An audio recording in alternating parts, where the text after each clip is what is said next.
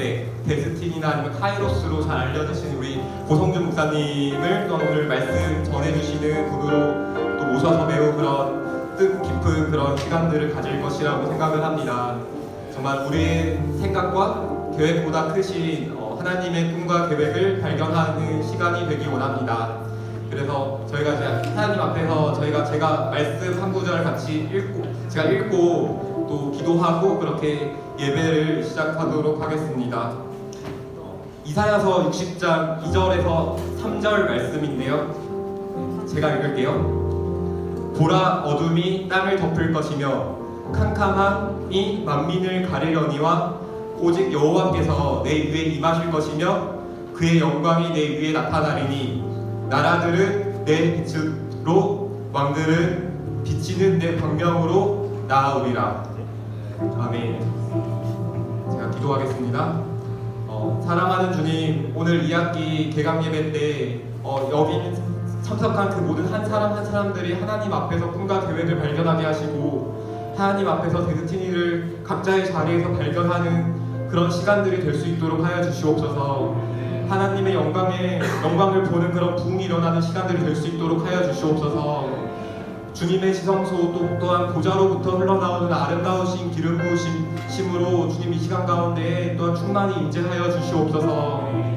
하나님 또한 앞으로의 서울대 기독인 연합의 사역 가운데 돌파와 확장이 일어나게 하여 주시옵소서. 더 강한 기름 부으심으로 역사하여 주시옵소서. 정말 이 공동체를 부흥시킬 그런 다음 세대들을, 그런 새로운 세대들을 일으켜 주시옵소서. 우리의 시선을 하나님 당신 앞에 온전하게 드립니다. 이 모든 말씀 예수님의 이름으로 기도합니다. 제가 오늘은 좀 약간 기쁘게 제가 좀 다 같이 좀 일어나셔가지고 저희가 시선 찬양하실 건데요. 네, 다 같이 좀 자리에서 일어나셔서 또 찬양하셨으면 합니다.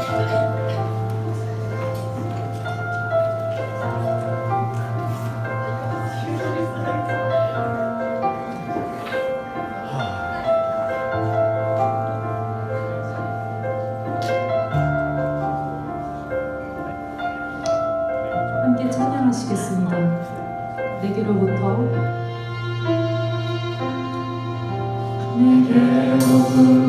눈을 들어 주를 보기 시작할 때 주의 일을 보겠네. 내 작은 마음 돌이키사 내 작은 마음 돌이키사 하늘에 꿈꾸게 하네. 주님을 볼 때 모든 시선을 주님께 드리고 살아계신 하나님을 느낄 때 내 삶은 주의 역사가 되고 하나님이 일하기 시작하네.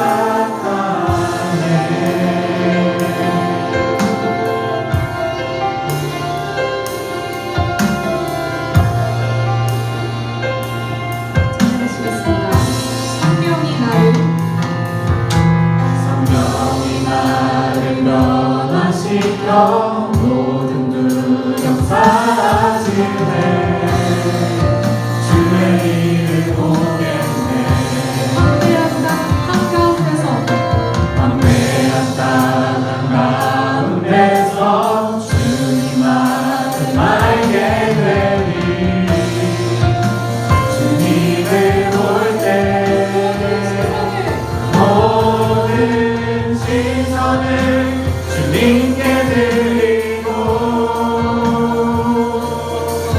살아계신 하나님을 느낄 때 내 삶은 주의 역사가 되고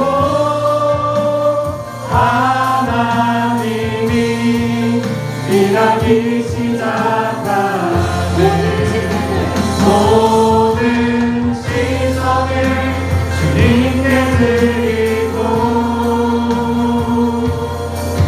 살아계신 하나님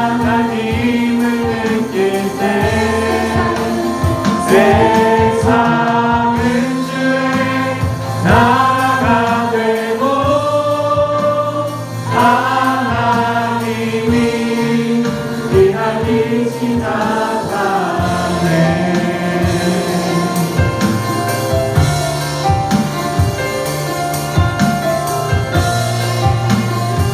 주님의 영광이 이곳에 임합니다. 주님의 영광 임하네. 주 볼 때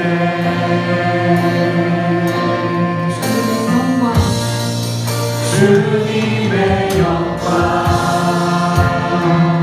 임하네. 주 볼 때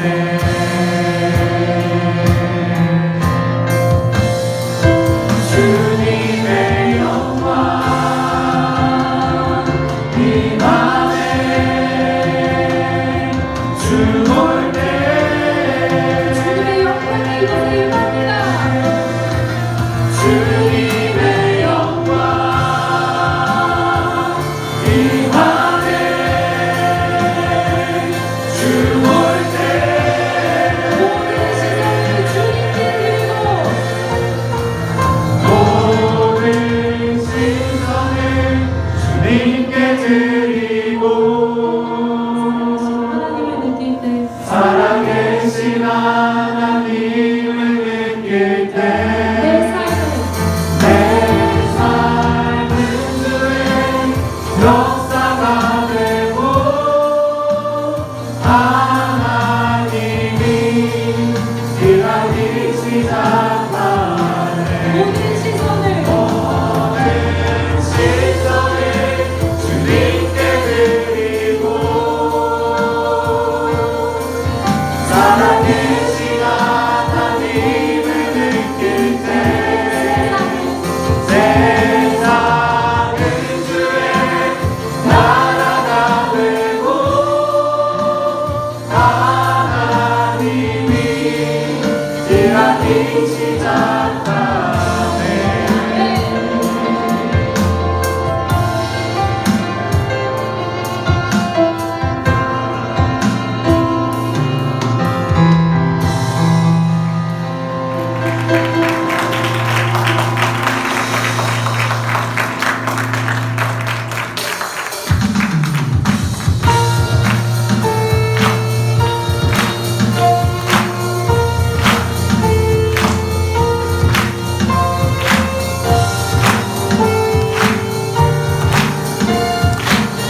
함께 찬양합시다.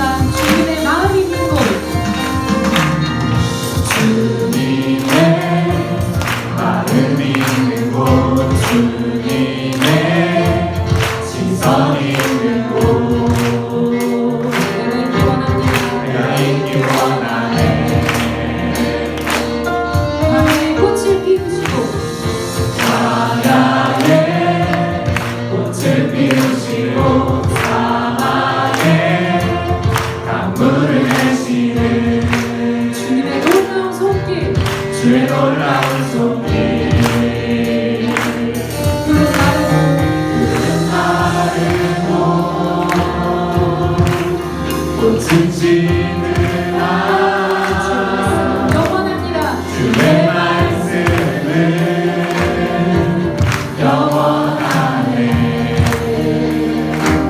나의 마음 나의 마음 주의 성전이 되어 영원한 주의 말씀을 향해 주의 마음이 있는 곳으로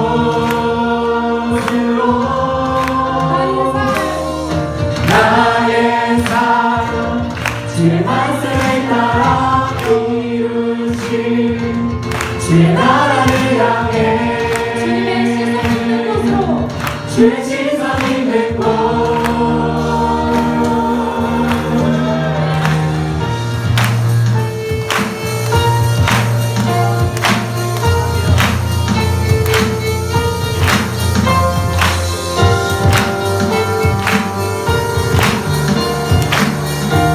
찬양하시겠습니다. 주님의 마음이 있는 곳 주님의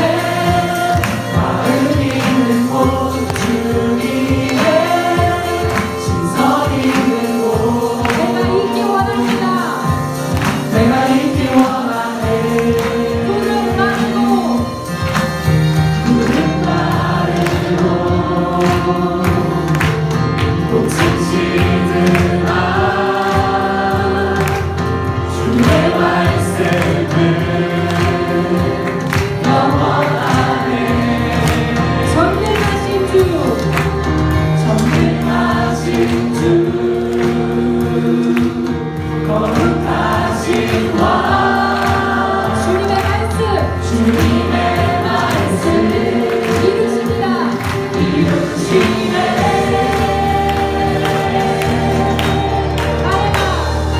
나의 맘 세상 전이 되어 영원한 주의 말씀을 향해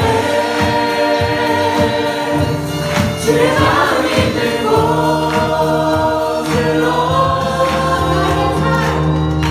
나의 삶 주의 말씀을 따라 이루신 주의 나라를 향해 주의 시선 있는 곳 주님의 마음 있는 곳 주님의 마음 있는 곳 주님의 시선 있는 곳 내가 있기 원합니다. 내가 있기 원하네 다시 한번 더 주님의 마음 있는 곳 주님의 시선 있는 곳 내가 있기 원하네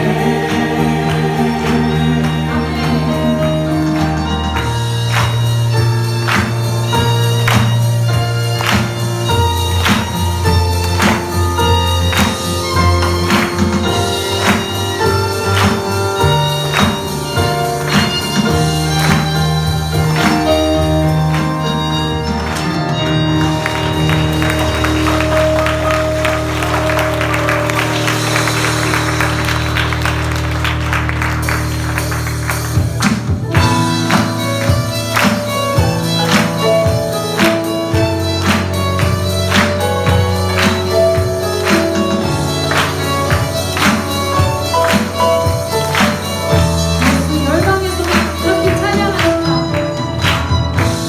예수 열방의 소망 예수 우리의 위로자 주는 온 땅의 영원한 소망 예수 어둠 속의 빛 예수 어둠 속의 빛 예수 변함없는 진리 주는 온 땅에 빛이 되시네 우리 위해 죽으시고 다시 사신 생명의 주 죽으시고 우리 위해 죽으시고 다시 사신 생명의 주 주님만이 소망으로 변함없는 반석이라 주님만이 온 세상을 주시네 또 죽음에서 부활하신 우리 구주 건강의 왕 주를 믿는 모든 자의 소망 되신 주를 믿네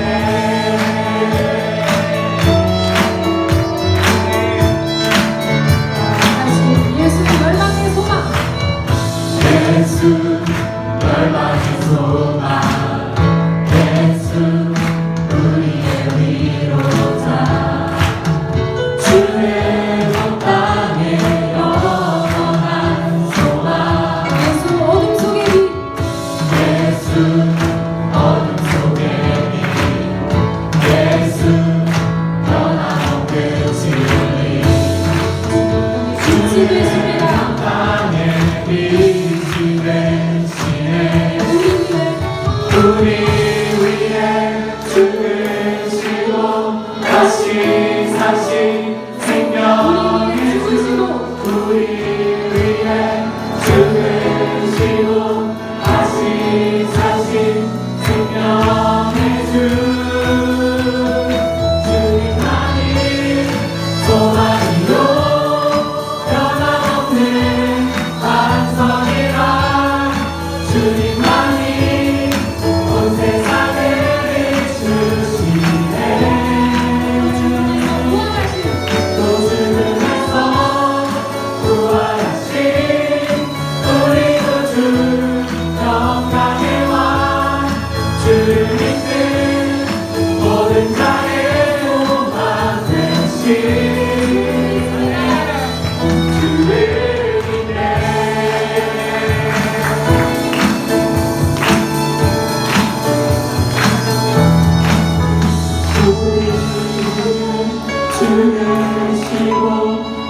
다시 사신 생명의 주 우리 위해 죽으시고 다시 사신 생명의 주 주님만이 소망이요 변함없는 반석이라 주님만이 온 세상을 비추시네 도심에서 구하신 우리 구주 영광의 왕 주님들 모든 자의 소망 되시네 주를 믿네 모든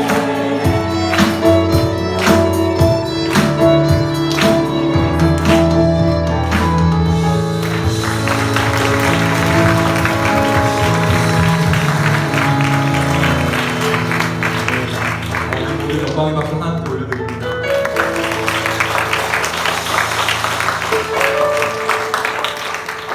저희가 이 다음으로는 좀 이제 하나님의 부르심이라는 좀 곡을 찬양하시면서 저희가 좀 하나님 앞에서 좀 스스로 부르심에 대해서 좀 생각을 해보면서 그렇게 함께 찬양했으면 좋겠습니다.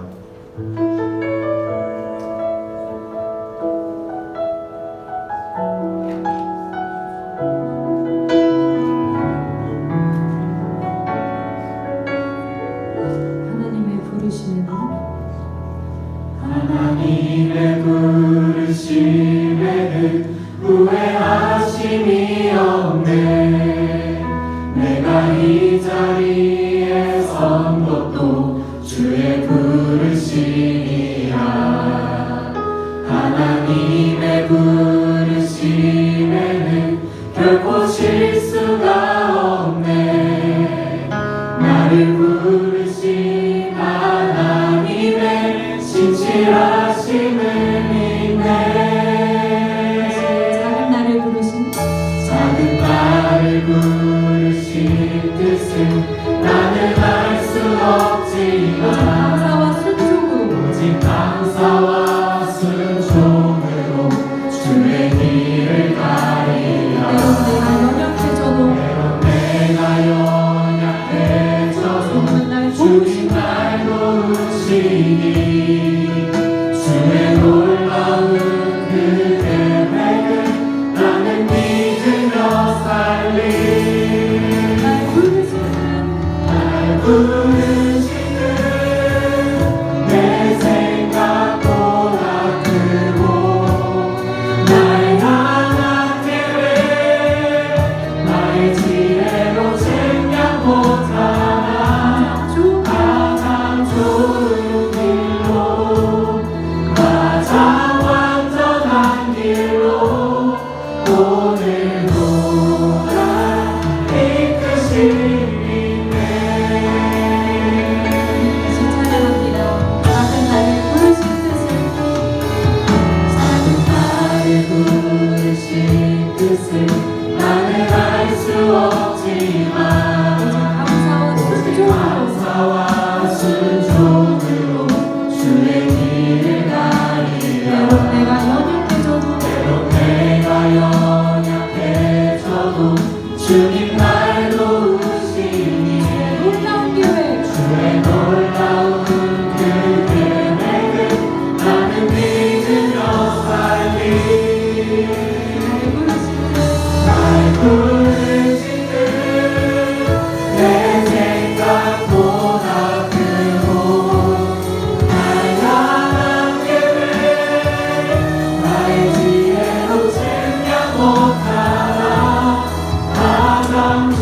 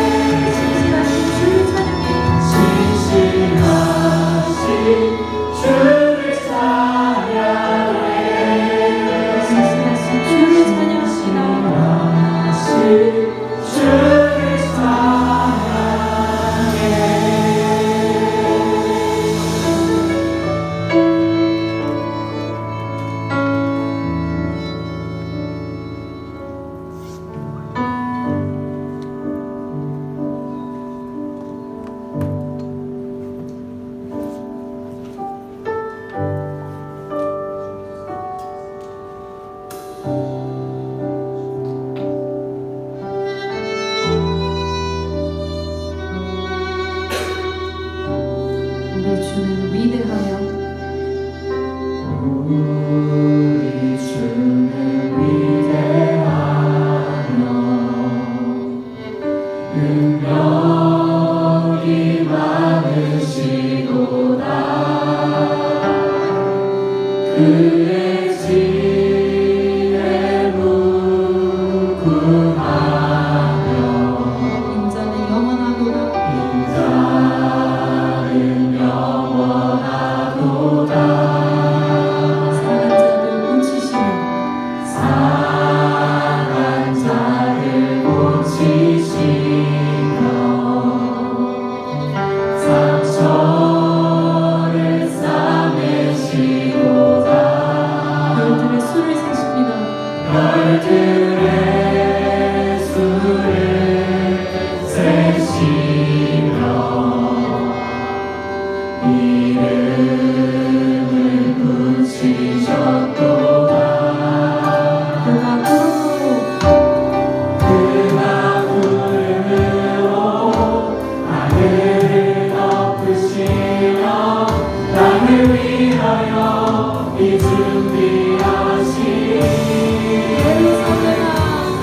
예루살렘아 여호와를 찬송할지어다. 내 하나님을 감사함으로 그 앞에 나가며 주님의 앞에 여호와를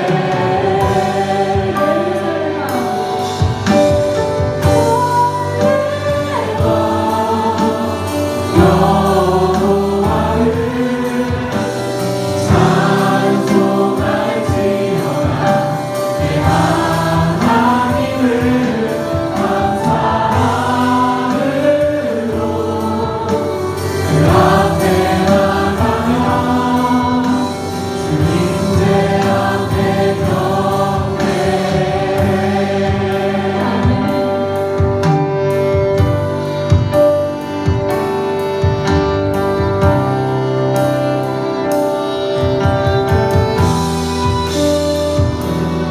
다시 찬양하시겠습니다. 우리 주는 위대하며 우리 주는 위대하며 능력이 많으시도다. 지혜 무궁합니다. 그의 지혜 무궁하며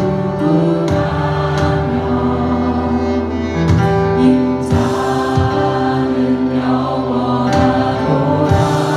상한 자들 고치시며 상한 자를 고치시며 상처를 싸매시도다. 별들의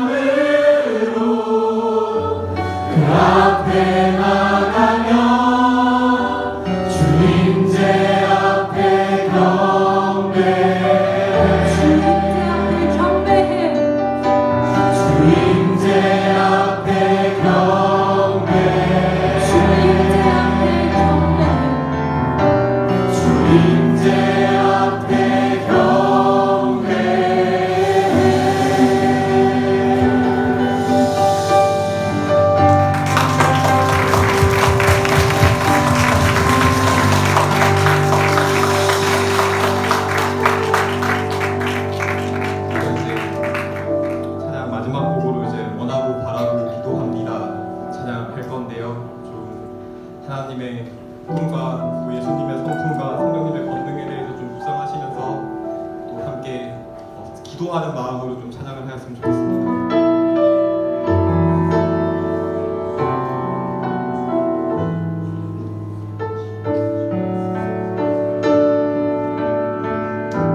세상을 살아가는 동안에 이 세상을 살아가는 동안에 나의 힘을 구할 수 없으니 나의 힘을 의지할 수 없으니 기도하고 낙심하지 말 것은 기도하고 낙심하지 말 것은 주께서 찬송하니 되시리라. 하나님의 꿈이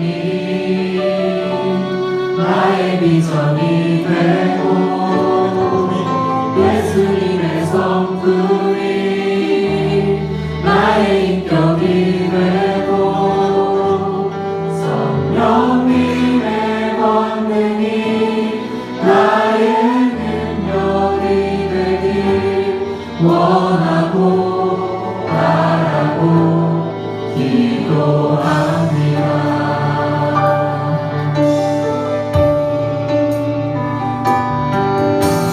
주의 길을 걸어가는 동안에 세상의 것을 의지할 수 없으니 세상의 것 감사하고 낙심하지 말 것은 주께서 참 기쁨이 되시리라. 하나님의 꿈이 나의 비전이 되고 예수님의 성품이 나의 인격이 되고 성령님의 권능이 나의 능력이 되길 원하고 바라고 기도합니다. 하나님의 꿈이 나의 비전이 되고 예수님의 성품이 나의 인격이 되고 성령님의 권능이 나의 능력이 되길 원하고 바라고 기도합니다. 원하고 바라고 기도합니다. 원하고 바라고 기도합니다. 저희가 지금 이 시간에는 다시 한번 좀 하나님 앞에서 좀 자신을 보시면서 또 하나님을 나를 향한 정말 그 하나님의 계획이 어떠한 것이 거냐고 좀 잠잠하게 좀 주님의 좀 음성을 구하시면서 우리 함께 또한 하나님의 마음을 구하십시다.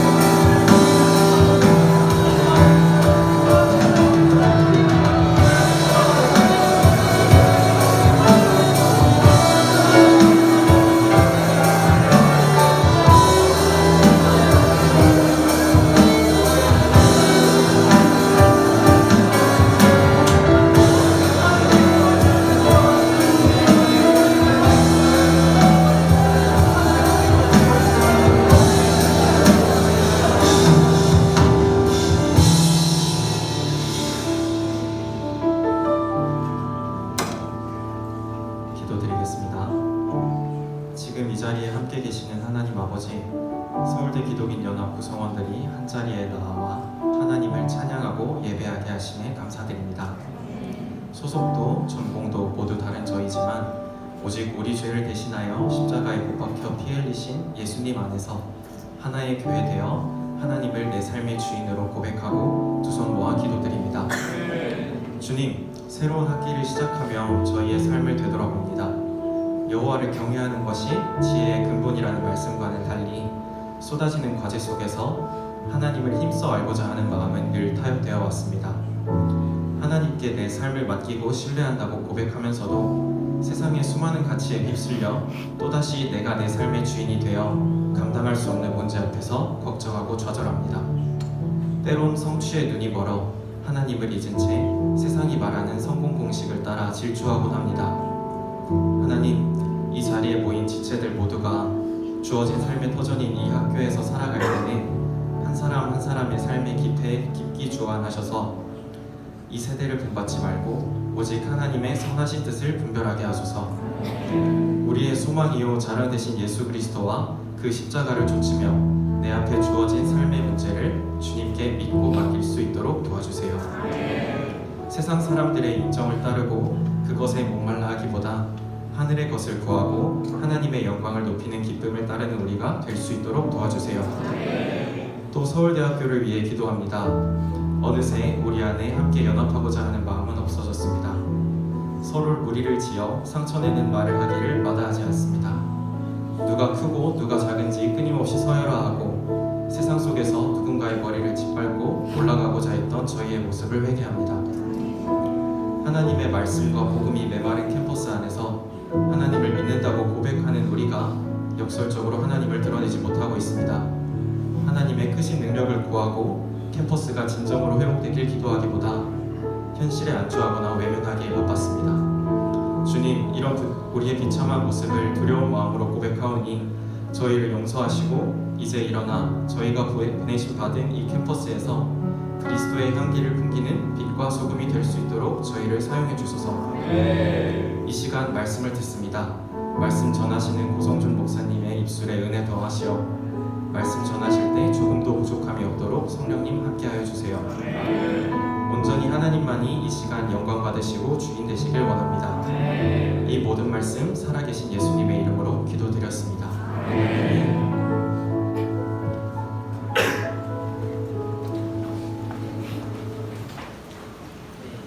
사경에 오신 여러분 모두를 축복하고 환영합니다.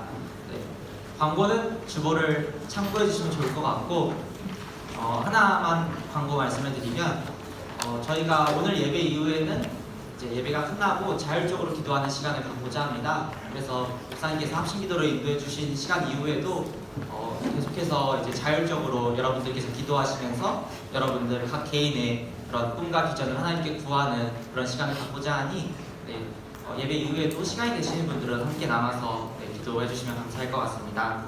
이 시간에는 3일 동안 저희 말씀을 전해주실 고성준 목사님에 대해서 간략히 소개해드리고자 합니다. 고성준 목사님께서는 서울대 수학과에서 학부와 석사를 마치시고 UC 버클리에서 박사학위를 받으셨습니다. 이후 대전 침례신학교 신대원을 졸업하시고 현재는 수원하나교회 담임 목사로 또 커미션 이사와 또 NGO 리옵 이사장님을 섬기고 계십니다. 소개해드린 양력에서 알 수 있듯이 고성준 목사님은 하나님께서 부르신 그런 자신의 데스티니를 따라 수학 박사와 교수가 아닌 선교와 목회, 특별히 다음 세대 사역으로 시대와 청년들을 섬겨주고 계십니다. 말씀을 전해주실 고성준 목사님께서 나오실 때 모두 큰 박수로 맞아주시기 바랍니다.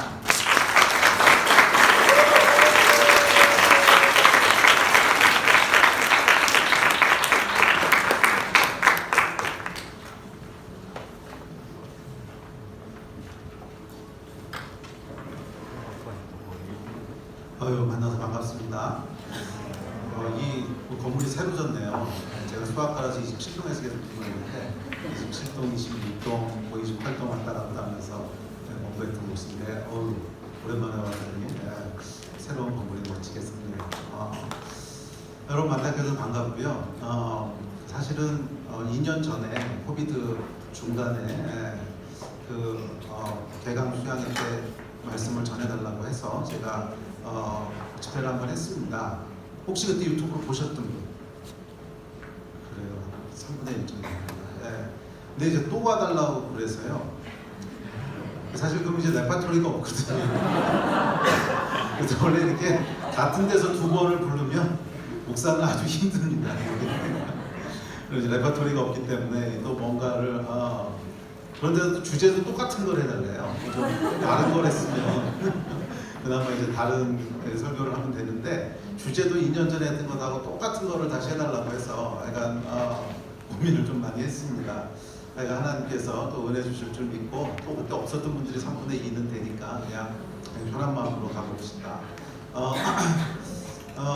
이 하나님의 계획 그리고 또 데스티니에 대한 말씀을 전해달라고 저한테 부탁을 하셨는데 우리 하나님께서는 여러분 각 사람을 향한 계획을 가지고 계십니다. 믿으세요? 네. 우리 인생에 목적이 있다면 그것은 아마 우리를 창조하신 분의 계획을 알고 그것을 따라가면서 이루는 것일 겁니다. 저는 이제 모태신앙으로 자랐어요. 모태신앙으로 자라고 제가 이제 3대째 기독교 집안이었고 저희 할머니께서 처음에 한국에 복음이 들어오실 때 그때 이제 선교사님들을 통해서 예수님을 믿으시고 그래서 쭉 기독교 가정에서 자랐습니다. 그렇지만 제가 예수 그리스도를 인격적으로 만났던 건 대학교 1학년 때였던 것 같아요. 저는 대학 들어가기 전까지는 그냥 대학만 들어가면 모든 문제가 해결되는 줄 알았어요. 아마 여러분도 그 심화에 속아서 여기까지 왔을 텐데 안 그랬어요? 그냥 중앙고등학교 다닐 때는 아무튼 어렸을 때부터 그냥 좋은 대학만 가면 인생이 다 끝나는 건 줄 알았어요. 서울대학만 들어가면 끝나는 건 줄 알고 정말 그렇게 순진하게 믿었어요. 어려서 그랬는지. 여러분들은 그렇게 속지 않으셨을지 모르겠는데 저희 때도 요즘도 비슷하더라고요. 우리 애들 크는 거 보니까 걔네들 다 비슷하게 생각을 해요. 그래서 좋은 대학을 가면 인생이 다 끝나는 걸로 생각을 했는데 그래서 하나님의 은혜로 이제 수학과를 들어왔습니다. 들어와서 처음에는 정말로 행복하다고 생각을 했어요. 수학은 제가 워낙 좋아했고 수학과를 너무 가고 싶었고 그래서 수학과 들어오고 나서는 너무너무 행복해서 야 정말 인생이 이런 거지 정말 인생이 장밋빛인 줄 알았어요. 그런데 딱 6개월 지나고 나니까 제가 기대했던 것하고 너무 다른 거예요. 여러분 어떠셨나 모르겠는데 저는 그 약발이 딱 6개월 가더라고. 딱 6개월 지나고 나니까 제가 기대한 것하고 너무 다른 또 제가 대학 다닐 때는 한창 민주화 운동이 있었을 때거든요. 85년도에 대학을 들어왔고 여러분들 아시겠지만 87년도에 이제 그 민주화 85, 6, 7년도에 굉장히 심했어요. 그래서 뭐 제대로 수업 듣기도 어렵고 매일 최루탄 냄새 최루탄 냄새 속에서 학교 왔다 갔다 하고 또 자살하는 사람도 그렇게 많았어요. 분신 자살하면서 저기 학생회관 위에서 뛰어내리고 막 그런 거 보고 다니면서 하여간 삶에 대한 고민을 하게 됐습니다. 뭐 대학만 들어오면 다 끝나는 줄 알았더니 이게 끝이 아니고 그때부터 시작이었죠. 그래서 한 6개월 지나고 나니까 제가 기대했던 것하고 너무너무 달랐어요. 너무너무 다르고 제 안에 깊은 허무함이 몰려오기 시작했습니다. 내가 지금까지 이것만 이루면 행복할 거라고 한 거를 딱 성취했는데 그러면 행복해야 될 거 아니에요. 그럼 행복해야 되는데 행복이라고 하는 약발이 딱 6개월밖에 안 가는 거면 그러면 또 내가 앞으로 무언가를 시도하고 성취하고 그런다고 한들 그게 나한테 무슨 의미가 있고 무슨 만족이 있을까 정말은 6개월 정도를 깊게 고민한 겁니다. 그래서 결론은 전도서의 고백하고 똑같았어요. 헛되고 헛되니 모든 것이 헛되도다. 이거는 밥을 몇 공기 더 먹고 죽나 지금 죽나 아무런 차이가 없다. 인생은 아무런 차이가 없다. 약간 그런 결론이 이제 도달하게 됐습니다. 아마 조금 더 갔었으면 참 위험했을 거예요. 조금 더 갔었으면 참 위험했을 텐데 제가 이제 모태신앙이라서 교회는 그래도 갔어요. 물론 매주 간 건 아니지만 가끔 갔어요. 그리고 뭐 그때 이제 인생이 허무하고 힘드니까 매일 술 마시고 다니고 매일 그래서 집에 들어간 날보다 안 들어간 날이 훨씬 더 많았는데 그래서 하여간 이 근처에서 대충 쓰러져 잤어요. 저기 노포골에도 쓰러져 자고 저기 289 종점이 있는데 요즘 거기 뭐라고 부르나 모르겠는데 약간 그 대학촌 교회 있는 그 근처 있잖아요. 뭐 그 근처에가 많이 쓰러져 잤어요. 자취하는 친구들 있으면 그 집 가서 자고 집에 안 들어가고 하여간 집에 거의 안 들어가고 그러고 다녔는데 제가 그러고선 또 밤새도록 술 마시고는 돈이 시커멓게 져가지고서 다음날은 또 기어가지고 교회를 가요. 교회 안 가면 안 된다는 이 죄책감이 있는지 하여간 술 냄새 팍팍 풍기면서 기어서 교회를 갑니다. 뭐 그렇게 이제 그렇게 살고 있으니까 그 교회에 있던 선배 하나가 굉장히 저를 이렇게 위험하게 본 것 같아요. 얘 이대로 두면 큰일 나겠다. 그런 생각을 했는지 하루는 이제 저를 불러다가 불러앉혀놓고는 복음을 전하기 시작했습니다. 근데 굉장히 자존심이 상했어요. 그렇지 모태신앙인데 평생을 교회에서 다녔는데 복음을 전한다고 하는 건 불신자라는 뜻 아니에요. 그래서 평생을 교회를 다녔고 우리 아버님도 장로님이시고 뭐 그런데 난 교회를 떠나본 적이 없는데 나를 붙잡아 앉혀놓고 이 복음을 전한다고 하는 게 굉장히 자존심이 상했는데 그래서 그 앞에서는 이렇게 쿨하게 들었습니다. 쿨하게 듣고 나 또 안다고 뭐 그러고 이제 돌아왔어요. 근데 돌아왔는데 그 밤에 이제 자려고 자리에 누웠는데 잠이 안 오고 계속 그 생각이 나더라고요. 잠이 안 오고 계속 그 생각이 나는 거예요. 네. 그러면서 그 밤에 제가 예수 그리스도를 만나고 거듭나게 됐습니다. 그때 이제 뭐 잠이 안 오니까 할 수 없이 일어나 앉아서 이 기도를 시작했습니다. 아마 진지하게 했던 기도는 그때가 처음이 아니었나 싶어요. 그 전까지가 교회를 그냥 부모님 따라서 왔다 갔다 한 거고 뭐 기도는 그냥 시기도 하는 거고 뭐그 정도였는데 진지하게 기도해봤던 건 거의 처음이 아니었던가 싶어요. 밤에 일어나서 기도를 하는데 그 기도가 아직도 기억나요. 뭐라고 기도했냐면 하나님 나는 당신이 계신지 안 계신지 솔직히 잘 모르겠습니다. 그게 가장 솔직한 고백이었거든요. 그래서 당신이 계신지 안 계신지 솔직히 모르겠는데 계시다면 날 좀 도와주십시오. 나는 당신이 필요합니다. 나는 내 인생을 왜 사는지도 모르겠고 무엇을 위해 살아야 되는지도 모르겠고 가장 행복할 거라고 생각했던 순간도 한 6개월 지나고 나니까 가장 허무하고 가장 고통스럽고 그렇다면 내가 뭐라고 어떻게 살아야 되는 겁니까? 뭐 그렇게 기도를 하기 시작했어요. 하나님 날 좀 도와주십시오. 그런데 그때 성령께서 임하셨어요. 그 당시에 그게 뭔지 몰랐어요. 갑자기 눈물이 쏟아지면서 울기 시작했는데 그게 뭔지도 모르겠고 당황스러운 거죠. 내가 왜 이러냐.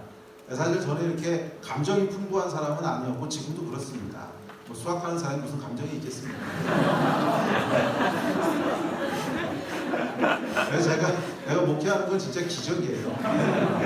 그렇게 뭐 감성이 막 풍부하고 그런 사람이 아니야. 이게 나이가 50이 넘어가니까 이제 갱년기 오니까 조금 감정이 이런 게 감정이구나 알겠는데 그 전까지는 거의 감정 잘 모르고 그래서 제가 하루는 저희 그 중고등학교 때 이제 영어 공부를 하면서 너무 영어 단어가 외우기가 싫어가지고 저희 누님을 붙잡고 막 하소연을 했어요. 누나 도대체 왜 이렇게 영어에는 형용사가 많은 거야? 그냥 예쁘다 그러면 뷰티풀 한 단어면 되는데 왜 뷰티풀, 큐트 뭐 이런 단어가 왜 이렇게 많냐고 이해를 못하겠다고. 그러니까 저에게 있어서 언어라고 하는 거는 그냥 정보를 전달하는 거지 아무런 의미가 없었던 거죠. 그러니까 그렇게 자랐던 사람인데 갑자기 운다고 하는 것도 이게 좀 적응이 안 되는 거죠. 왜 눈물이 나오는지 그때 몰랐어요. 근데 내가 한 2-3시간 펑펑 운 것 같아요.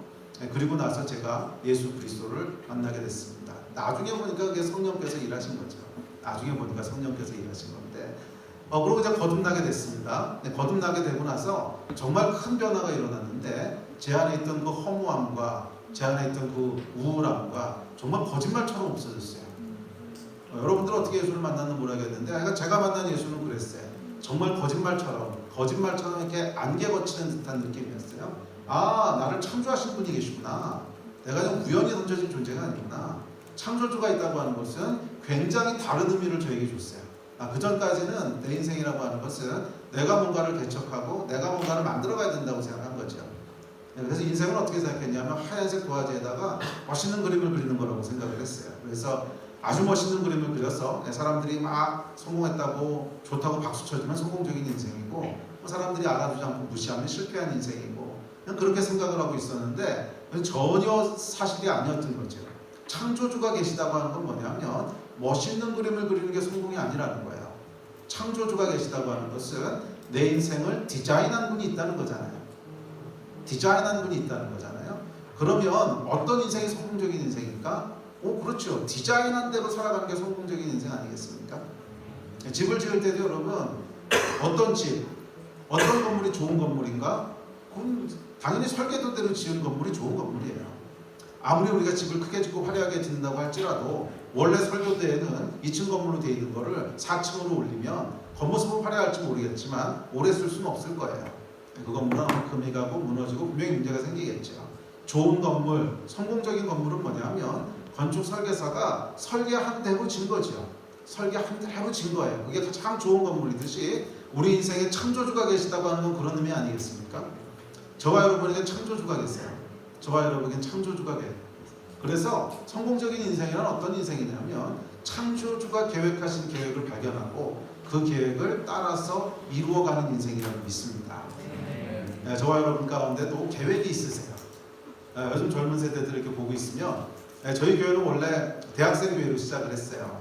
23년 전에 이제 대학생들하고 함께 교회를 시작을 해서 지금까지도 약간 대학생들 또 청년들 위주로 이제 사역을 하고 있습니다. 요즘은 어른들도 많이 오시는데 그래서 제 관심은 제가 딱 예수 그리스도를 믿고 나서 처음에 저를 도와주고 양육해줬던 분이 이제 내비게이터 선배셨어요. 그 혹시 내비게이터 있어요? 한 명도 없네요. 한 명. 후배가 있네요. 그래서 내비게이터에서 이제 신앙생활을 시작을 하게 됐어요. 그래서 그 캠퍼스에 모여서 아침에 콰이타임 같이 하고 그 다음에 말씀 암송하고 그거 있잖아요. 말씀 카드 그거 가지고 암송하고 그 다음에 시간 되면 전도하러 나오고 너무너무 재밌더라고요. 너무너무 재밌어서 그래서 뭐라고 기도를 했냐면 하나님 내가 평생 이거 하면서 살면 너무 재밌겠습니다. 평생 이거 하면서 살면 너무 재밌겠습니다. 그때 하나님께서 그 서원을 기억을 하신다. 그때부터 지금까지 이게 벌써 언제예요? 제가 85년도였는데 그게 85년, 86년도였는데 지금 뭐 이제 40년 가까이 지나가고 있는데 아직도 하나님이 기억하셔서 약간 대학생들하고 이렇게 시간들을 많이 보내게 됩니다. 근데 이제 우리 아이들이 대학 들어가고 그러니까 더 이상 제가 대학생 사역을 못 하겠더라고. 그 전까지 이제 직접 했는데 우리 아이들이 대학 들어가고 나니까 그 다음부터는 우리 아이들의 아빠지. 그러니까 이게 한 세대 이상 차이가 나는 거예요. 그래서 안 끼워주더라고요. 지금 직접은 못 하는데 하여간 청년들에 대한 것들을 계속 접하고 또 많이 보게 됩니다. 그런데 보면은 많이들 고민하는 것이 미래에 대해서 또 삶의 진로에 대해서 그리고 미래라 진로라고 하는 것은 사실은 표면적인 고민이고 그 밑에 조금 더 들어가 보면 무엇을 위해 살아야 되는지 삶의 의미는 뭔지 이런 것들에 대한 고민이 깔려 있는 거죠. 그래서 사실 뭐 여러분 세대만의 고민은 아니고 저희 때도 그 고민했고요. 또 여러분 때도 그 고민할 거고 여러분 자녀 세대에도 역시 그 고민할 겁니다. 왜냐하면 하나님을 떠난 인간은 결국 그 고민에서부터 시작할 수밖에 없어요. 내가 왜 이 땅에 태어났으며 무엇을 위해 사는 거며 성공적인 인생이란 건 뭐며 삶의 의미는 뭐며 사실 거기서부터 표면적인 고민들이 나오는 거죠. 뭐 취업에 대한 고민, 또 진로에 대한 고민, 미래에 대한 고민, 뭐 그것에 기저에 있는 고민들은 다 그거 아닙니까? 맞아요. 이것은 아담과 하와가 하나님을 떠나는 순간부터 했던 고민일 거예요. 그래서 우리 모두에게 있는 고민인데 이 고민에 대한 해답이 있습니다. 뭐 요즘은 이제 포스트 모더니즘 시대여서 해답이 있습니다라고 얘기하는 건 별로 지혜로운 대답은 아닌데 사람들이 좋아하는 대답도 아니고 그래도 그게 진리예요. 여러분 모든 삶의 고민에는 해답이 있습니다. 왜냐하면 창조주가 계시니까.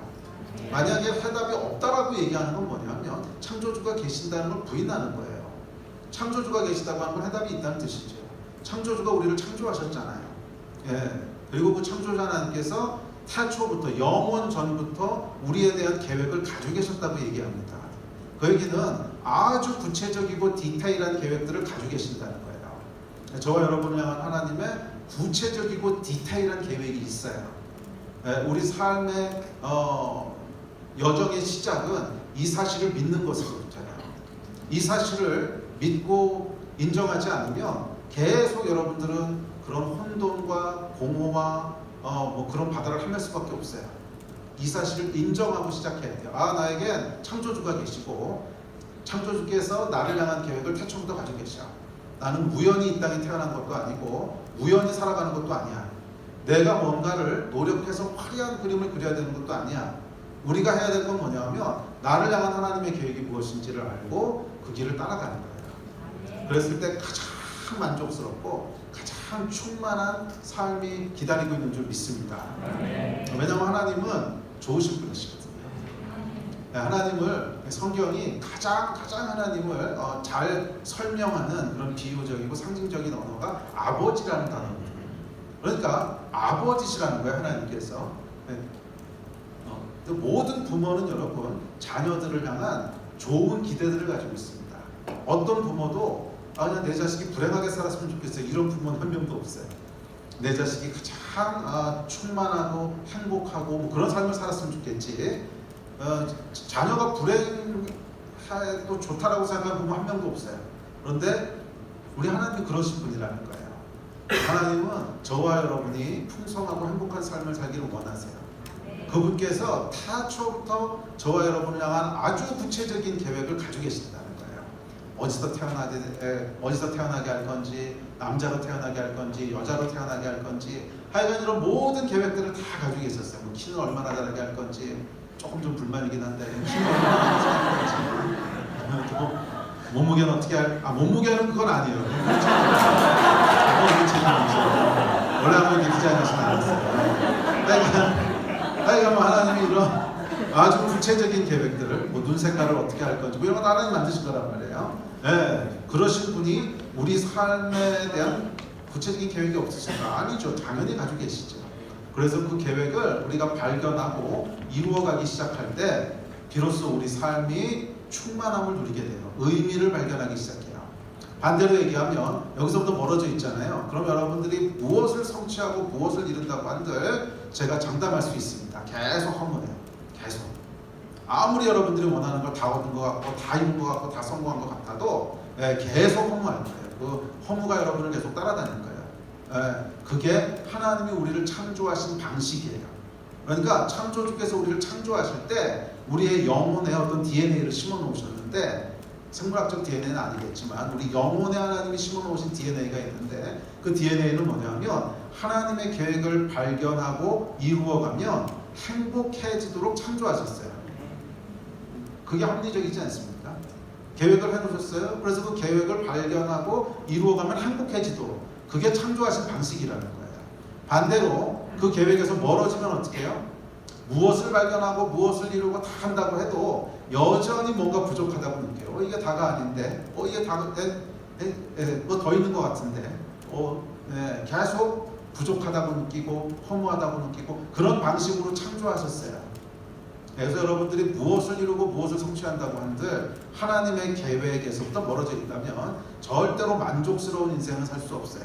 뭐 사람들의 부러움은 좀 살 수 있을지 모르겠어요. 성공했네. 돈을 많이 벌었네. 무슨 부러움은 살 수 있을지 모르겠지만 여러분들의 내면이 행복하진 않을 거예요. 그러나 반대로 하나님의 계획을 발견하고 이루어가면 사람들이 부러워하지 않을 수는 있어요. 그렇지만 여러분들의 내면에는 그것과 비교할 수 없는 샬롬이 있을 거예요. 그게 하나님 창조하신 방식이에요. 결국 사람들도 알아요. 그렇게 사는 게 가장 좋은 삶이라고 하는 거예요. 저희 처가댁은 불신자 가정이었어요. 지금은 이제 예수 믿긴 하시는데 불신자 가정이었어요. 그래서 제가 미국에서 학위를 하고 돌아와가지고서 이제 대학으로 가지 않고 이제 그 당시에 선교사로 나가려고 전신을 했었는데 선교사로 나간다고 하니까 이제 알아놓으셨어요. 당연히 알아놓으시죠. 저희 집사람도 이제 제 큰 딸이에요. 맏딸이고 저희 집사람이 이제 수학 교육 가려고 하는데 서울대 나온 자랑스러운 딸이고 또 사위도 이렇게 얻어가지고서 당연히 교수로 갈 거라고 생각하고 믿어 의심치 않았는데 갑자기 이제 딴소리를 하니까 이제 그분이 알아놓으셨어요. 그래서 어렵게 약간 시작을 했습니다. 시작을 했는데 하여간 지금은 뭐라 그러시냐면 그래도 너희가 가장 잘 사는 것 같다. 너희가 가장 행복한 것 같고 다른 사람들하고 비교해봐도 너희가 가장 행복한 것 같고 너희가 제일 인생을 잘 사는 것 같다. 별로 믿음이 없으신 분이신데도 결국 아세요. 그러니까 사람들도 결국은 알아요. 어떤 삶이 진짜고 어떤 삶이 행복하고 풍성한지는 결국 사람들도 알아요. 그래서 여러분들이 이 진짜를 택하시기를 주의 이름으로 축원합니다. 진짜를 택하시기를 축원합니다. 보이는 것에 현혹되고 속지 마세요. 보이는 것에 현혹되고 속지 마세요.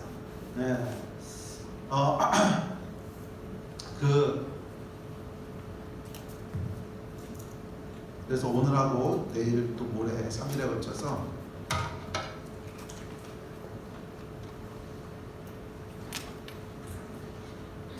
이 데스티니에 대한 이야기를 살펴보려고 합니다. 근데 2년 전에 왔을 때도 이 데스티니를 했기 때문에 참 좀 고민이 많았는데 하여간 한번 해봅시다. 그래서 이번에 성경에 나오는 3명의 인물을 중심으로 좀 살펴보려고 해요. 그래서 오늘은 아브라함이라는 사람을 중심으로 좀 살펴보고, 내일은 다니엘이라고 하는 인물을 중심으로 살펴보고, 그리고 세 번째 날은 아직 미정이긴 한데 사도 바울에 대해서 좀 살펴볼까 이렇게 생각을 합니다. 여러분들이 너무 이렇게 정형화된 삶 속에 갇히지 않았으면 좋겠어요. 한국이라고 하는 사회가 굉장히 이렇게 좀 융통성이 없는 사회인 것 같아요. 그래서 한국은 태어나서부터 죽을 때까지 뭘 하면서 살아야 되는지를 사회가 다 규정해 줄 것 같아요. 예를 들어서 내가 강남에서 태어났어요. 그러면 대충 어느 수준 되는 유치원을 다녀야 되고, 그 유치원을 나왔으면 대충 어느 수준의 학교를 가야 되고, 그럼 대충 대학 갈 때는 어느 수준의 대학을 가고, 그러면 여러분들처럼 서울대를 들어왔으면 졸업하면 대충 어느 수준의 직장을 잡거나 아니면 공부를 하거나, 그럼 그 다음에 대충 뭐예요. 하여간 이게 이 사회에서 정말 요람에서 무덤까지 다 정해놓은 것 같아요. 우리의 삶은 적어도 요 범주 안에 있어야 돼. 적어도 요 범주 안에 있어야 돼. 저도 대학 다닐 때 그랬어요. 대학 다닐 때 대학 졸업하고 나면 적어도 요 범주 안에서 내 미래가 정해져야지, 그것을 벗어나는 삶에 대해서는 이렇게 상상이 잘 안 됐어요. 상상이 잘 안 됐고, 저는 어려서부터 공부하는 게 워낙 좋았어요. 공부하는 게 워낙 좋았고, 제 책을 읽어보신 분이 있으려나 모르겠는데, 제가 말을 되게 심하게 더듬었어요. 그래서 사실은 공부 이외에 딱하니 할 만한 것도 없었어요. 그렇죠.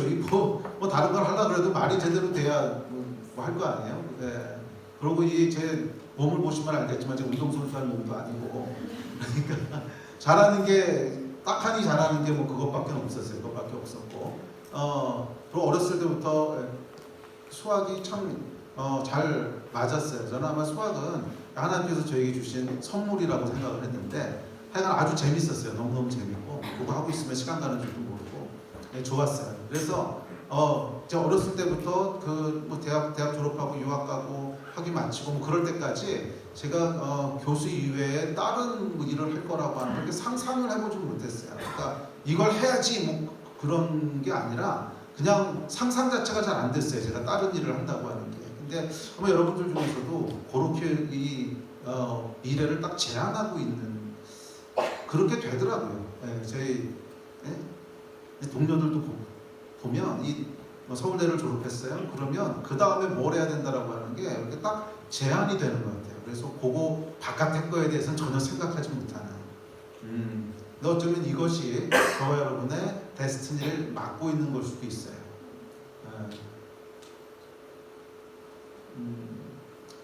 각 사람은 하나님께서 다양하게 만드셨거든요. 모든 사람이 똑같은 일을 하도록 만드시지 않았어요. 다양하게 만드셨는데, 사람은 그것을 자꾸 해결화시키려고 하죠. 그래서 여러분들이 졸업하면 뭐 이거 해야 되고, 무슨 과를 졸업했으면 이거 해야 되고, 규제 안에, 박스 안에 이렇게 가두려고 해요. 그래서 여러분들이 좀 과감하게 뚫고 나왔으면 좋겠어요. 과감하게 좀 깨고 나왔으면 좋겠어요. 그 미래만 있는 게 아니거든요. 그 미래만 있는 게 아니에요. 여러분들이 정말 나를 향한 하나님의 계획을 발견하고, 세상에서 생뚱맞다 그럴 수 있고, 뭐 저도 처음에 선교사로 가고 목회하겠다 그랬더니 아까 얘기했잖아요. 부모님 때 알아두셨다고. 뭐 사람들은 알아두을 수 있어요. 그거 아니라고 얘기할 수 있지만, 사실은 그 박스를 열고 나올 때 전혀 생각하지 못했던 미래가 있어요. 전혀 생각하지 못했던 삶이 있고, 거기에 우리가 생각하지 못했던 하나님의 축복과 기쁨이 있어요. 아멘. 그래서 여러분들이 좀 그걸 깨고 나왔으면 좋겠어요. 두려워하지 말고, 절대로 안 굶어요. 걱정하지 말고. 아니 뭐 한국에서 대학까지 나는데 굶겠어요. 절대 안 굶으니까 염려하지 말고, 정말 하나님께서 주시는 여러분들을 향한 계획, 부르심들을 향해서 좀 박스를 열고 나와봤으면 좋겠어요. 아멘. 그래서 뭐 요번 3일 동안 나누는 말씀들이 뭐 특별한 뭐 지식이나 뭐 그런 건 없더라도 여러분들 가운데 좀 용기를 줄 수 있었으면 좋겠어요. 그렇게 깨고 나와도 괜찮아. 꼭 정해진 삶만 살아야 되는 거 아니야. 깨고 나와도 괜찮아 하는 그런 용기를 줄 수 있으면 좋겠습니다. 자, 데스티니에 대한 이야기를 좀 시작해 봅시다. 자, 아브라함에 대한 이야기를 오늘 좀 살펴보고 내일은 이제 다니엘과 시간 때문에 에스더 얘기를 같이 묶어서 살펴보려고 하는데, 다니엘과 에스더는 참 매력적인 인물입니다. 내일 설교를 다니엘과 에스더는 매력적인 인물인 게 굉장히 힘든 시대를 살았던 사람들이거든요. 그래서 어떻게 보면 영적으로 지금 우리가 살아가는 시대가 다니엘이 살았던 시대하고 참 비슷하다는 생각이 들어요. 어려운 시대라는 거죠.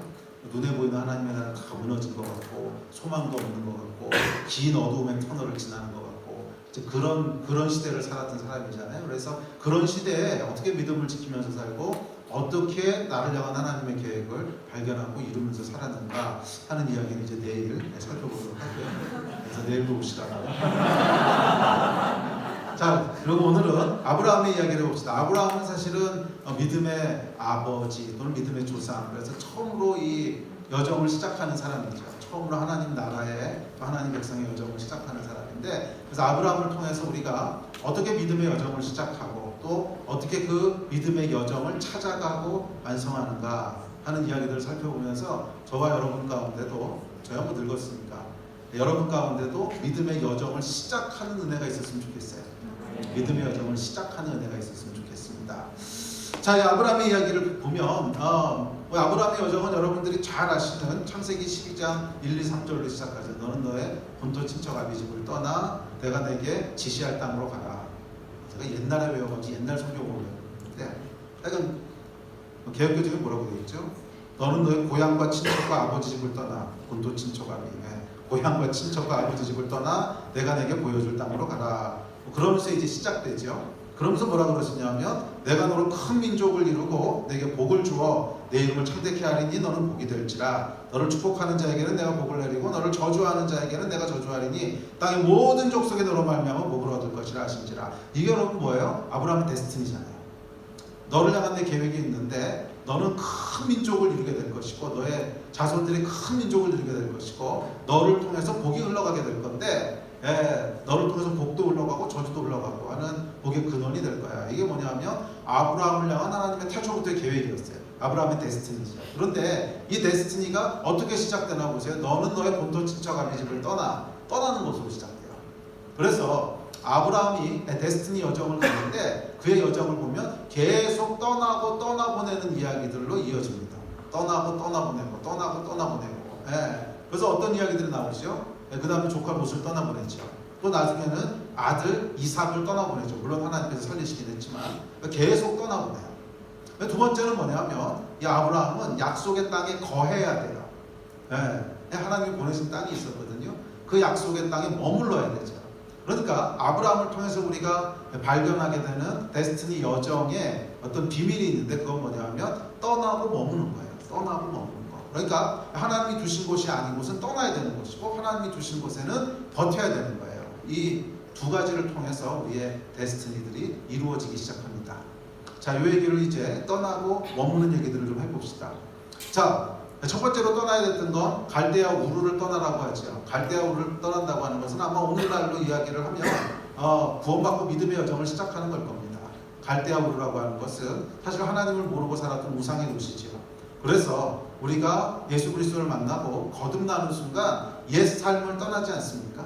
옛날의 가치관, 또 옛날에 가지고 있던 생각들, 죄된 습관들, 그것을 다 떠나죠. 이렇게 떠남으로 시작되는 거예요. 떠남으로 시작되는데, 자, 두 번째, 이 떠나는 얘기를 오늘 길게 할 건 아니고, 자, 떠났으면 두 번째 해야 될 게 있는데, 두 번째 해야 될 건 뭐냐면 하나님이 보내시는 곳에 머물러야 된다는 거예요. 이 데스티니 여정을 시작한 아브라함이 결국 가나안 땅에 도착하죠. 그래서 가나안 땅에 정착하기 시작합니다. 근데 문제가 생겼어요. 무슨 문제가 생겼냐면 창세기 10장 10장에 가보면 그 땅에 기근이 들었다 이렇게 얘기합니다. 그 땅에 기근이 들었어요. 머물라고 하셨는데 기근이 들어서 먹을 게 없어진 거예요. 자, 여러분, 데스티니를 이루는 길은 꼭 평탄하지는 않아요. 데스티니의 여정을 가십시오. 하나님이 좋은 계획, 선한 계획을 가지고 계십니다 라고 꼬시기는 하지만 실제로 가보면 이렇게 쉬운 길만 있는 건 아니에요. 뭐 인생이라고 하는 게 그렇거든요. 예, 모든 게 장밋빛이고 모든 게 여러분이 생각하는 것처럼 다 풀리고 이런 건 아니라는 거예요. 예, 가다 보면 어려움들이 있습니다. 이거 왜 그러냐면 세상이 하나님을 떠나서 타락했거든요. 타락한 세상을 살아가고 있기 때문에 하나님의 뜻대로 가려고 하면 거슬러야 돼요. 계속 거슬러야 돼요. 그러니까 세상의 흐름 자체가 하나님하고 반대 방향으로 흘러간단 말이에요.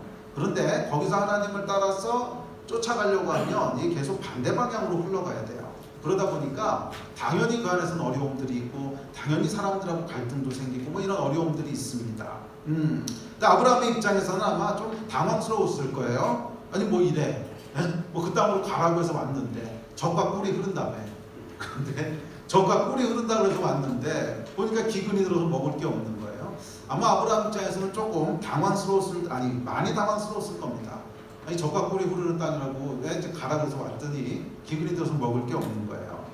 자, 이 기근으로 인해서 어려움으로 인해서 아브라함이 가족들을 데리고 애굽으로 이집트로 이제 피신을 가게 됩니다. 12장의 내용이죠.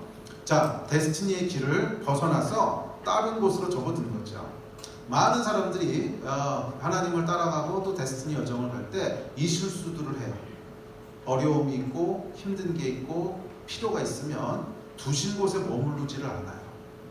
그 문제를 해결하기 위해서 데스티니의 길을 벗어나요. 애굽으로 내려가는 선택을 하게 됩니다. 처음에 하나님을 따라가고 처음에 이 여정을 시작했을 때는 감격 가운데 시작하지요. 그런데 조금 가다 보면 삶이라고 하는 게 아까 얘기했지만 그렇게 쉽지만은 않거든요. 따라가다 보니까 어려운 문제도 생기고 또 뭐 직장 문제, 가족과의 갈등. 제가 사실은 이 데스티니의 그 여정의 초대를 받고